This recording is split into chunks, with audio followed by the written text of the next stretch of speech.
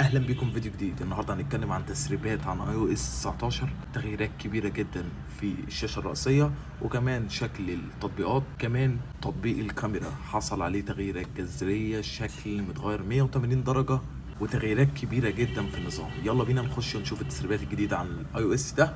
يلا بينا نخش في الموضوع على طول. يلا بينا.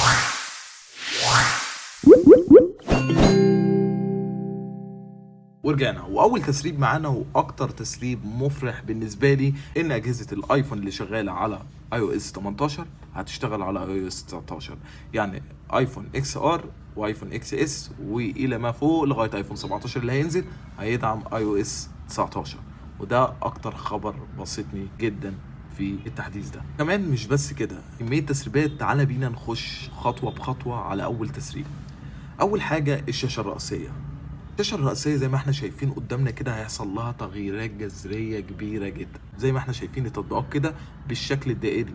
كان اي او اس 19 هيكون نازل بتغييرات جذرية زي في الصفحة الرئيسية. مش بس ان انت شكل التطبيقات اختلف، كمان في ميزة جميلة جدا وهتبقى شكلها جامد جدا مع الخلفيات اللي هتنزل مع اي او اس 19. واي خلفية انت هتصممها هتبقى شكلها جميل جدا.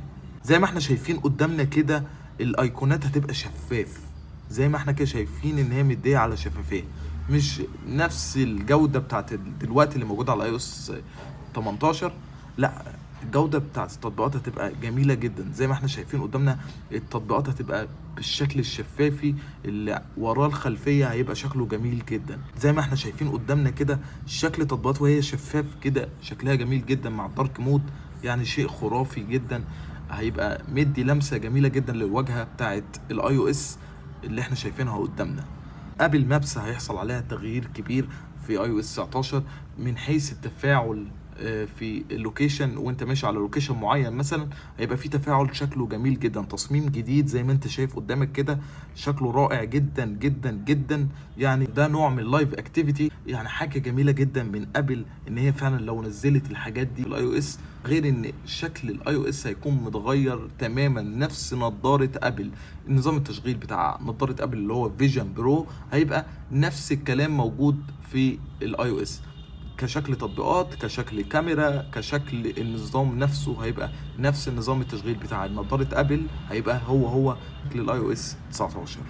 زي ما احنا شايفين قدامنا كده. نرجع تاني للصوره دي، شكل التطبيقات بقى دائري مش مربع زي الاول، وده نفس الشكل بتاع فيجن او اس اللي هو نظام التشغيل بتاع نظاره ابل الواقعي، اللي هي النظاره الغاليه جدا اللي احنا ما حدش فينا هيشتريها، من غير من التحسينات الجميله جدا اللي هتحصل على الكاميرا. زي ما احنا شايفين قدامنا كده شكل تطبيق الكاميرا هيختلف 180 درجه.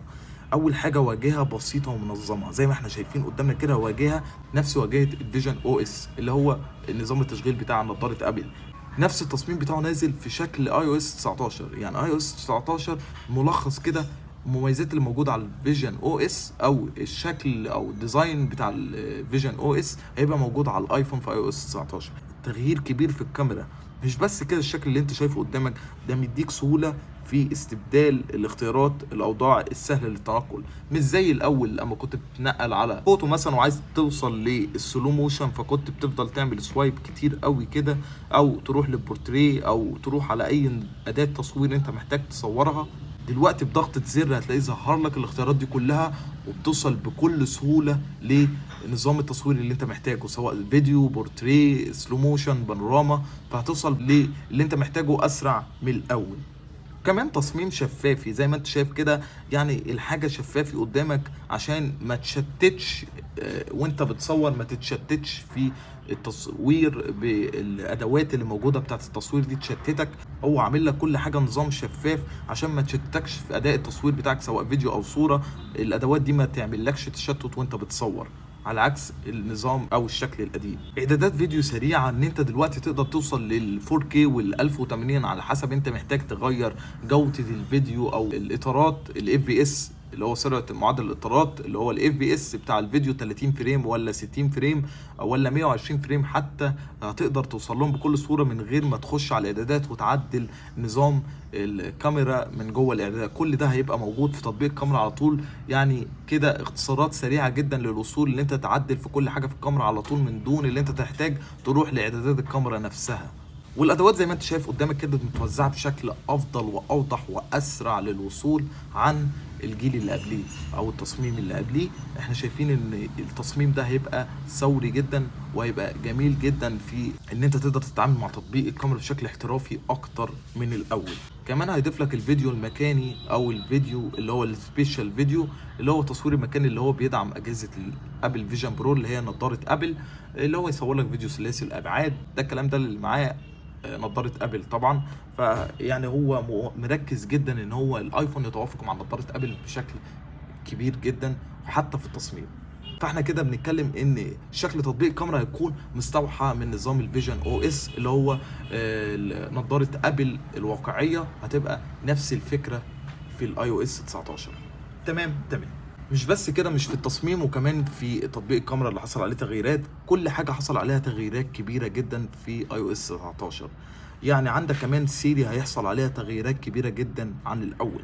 حتى ذكاء سيري هيبقى مقارب جدا للشات جي بي تي. يعني بنتكلم في المستقبل كده ممكن ابل اساسا تستغنى عن شات جي بي تي ويكون سيري بقى حل محله وبقى اكثر ذكاء وتطورا. مش هنحتاج ان شات جي بي تي يبقى ثنائي او حاجه ثنائيه لان هي تجاوب على استفساراتنا، لا هي سيري هتحل مكان شات جي بي تي بشكل كبير جدا. وهتكون اكتر ذكاء عن الاول، اجاباتها هتكون اكتر وضوحا وتفصيلا. ده غير ان هي هتستخدم بياناتك الشخصيه، يعني اجاباتها عشان تبقى اكتر وضوحا هتستخدم بعض بياناتك الشخصيه زي الايميلات والمواعيد. هتبقى حاجه يعني بشكل امن، ما تقلقش من الحوار ده، بس عشان يقدم لك اقتراحات يوميه دايما. يعني على طول يقدر يقدم لك اقتراحات بناء عن البيانات بتاعتك استخدامك للتليفون، فهي بتقدر تديك اقتراحات اكتر. فما تقلقش من حوار الامان والخصوصيه بالنسبه لسيري.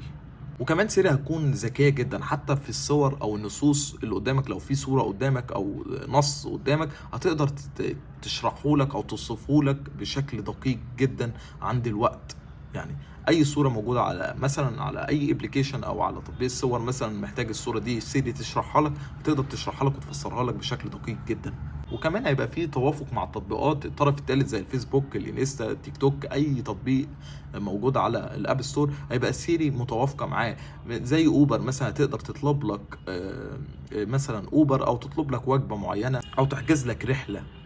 فسيري هتكون متوافقه جدا مع التطبيقات بتاعه الاب ستور اللي هي الطرف الثالث.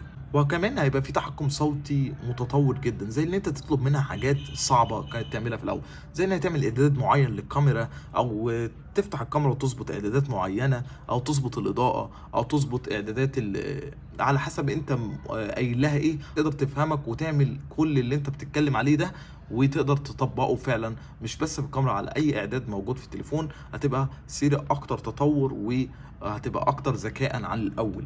وكمان في استمراريه المحادثه سيري مش هتبقى زي دلوقتي، ان هي بالفعل في استمراريه المحادثه كويسه بس في بعض الاخطاء، هو مش بشكل كامل. بس في اي او اس 19 استمراريه المحادثه وهتفضل تتكلم معاك وتفهمك بالظبط زي شات جي بي تي، فهتبقى اكتر تطورا عن الاول بكتير جدا. حتى في وضع الاوفلاين هتبقى سيري ذكيه جدا، مش شرط تكون متصل بالانترنت، على الاقل هتأدي لك المهام البسيطه اللي موجوده في التليفون زي تشغيل الموسيقى، الحاجات البسيطه دي. وبس كده، دي معظم تسريبات اي او اس 19 المتداوله حاليا حول العالم كله، وتسريبات يعني موثوقه. نتكلم ان ممكن مش كل التسريبات تكون صحيحه طبعا، بس من ضمنها تسريبات قويه زي تصميم الشاشه الرئيسيه والكاميرا اعاده تصميمها من اول وجديد، وكمان سيري. يعني معظم التسريبات اللي بنتكلم عليها دي بنسبه 90% هتكون صحيحه. نتكلم ان اي او اس 19 ده هينزل اول اصدار تجريبي ليه في شهر 6. نتكلم في مؤتمر ابل في شهر 6 هيكون اول اصدار تجريبي هتعلن عنه وعن مميزات اي او اس 19. وكمان هيبقى عقبال وصول النسخه الرسميه هيكون في حلول نزول الايفون 17 بعديها باسبوع او بكام يوم هتكون نزل اي او اس 19 الرسمي للجميع. نتكلم ان اي او اس 19 كمان متوافق مع جميع الايفونات اللي شغاله على اي او اس 18 حاليا، يعني ايفون اكس ار وايفون اكس اس ماكس واكس اس هيكون مدعوم لاي او اس 19. دي حاجه غريبه جدا من ابل ان تكون لسه بتدعم الاجهزه دي، يعني عدى عليها زمن كبير جدا. فهنشوف التسريبات موديانا على فين، وبس كده، ده فيديو النهارده. اتمنى الفيديو يكون عجبكم. ما تنساش تكتب لي رايك في الكومنت وتعمل لايك وتشترك في القناه وتفعل زر الجرس، واشوفكم الحلقه الجايه، والسلام عليكم ورحمه الله وبركاته.